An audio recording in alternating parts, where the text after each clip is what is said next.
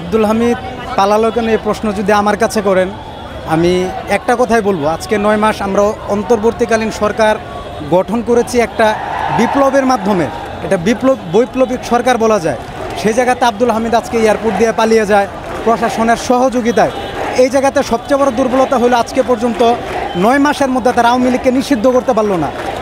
আমি যেটা বলবো, শুধুমাত্র আওয়ামী লীগ শব্দকে নিষিদ্ধ না করে আওয়ামী লীগকে সাপোর্টকারী, আওয়ামী লীগকে সহযোগিতাকারী এ ধরনের যত ধরনের ব্যক্তিত্ব আছে সবার পিঠের মধ্যে সিলগালা মারা হোক, যাতে বাকি জীবনে কখনো রাজনীতি করতে না পারে। যদি এটা করতে না পারে, সরকার যদি করতে না পারে, আগামী একটা বছর আপনারা দেখেন, জনতা পার্টি নামে হোক, যে কোনো পার্টি নামে হোক, যদি বাংলাদেশে তারা কোনো মতো সুযোগ পায়, আমি বলে দিচ্ছি বাংলার জনগণের, বিএনপির, জামাতে ইসলামের কারো বাংলাদেশে ঠাঁই হবে না। আমি এটা আজকে ওপেন চ্যালেঞ্জ করলাম। তখন এটা যখন ঘটবে সবাই এই ভিডিওটা তখন দেখবে। আওয়ামী লীগকে শুধু নাম নিষিদ্ধ না, যুবলীগ নিষিদ্ধ না, ব্যক্তিসহ সিলগালা মারতে হবে। এছাড়া বিকল্প কোনো সুযোগ নেই। তাদের আজীবনের রাজনীতি নিষিদ্ধ করা হবে।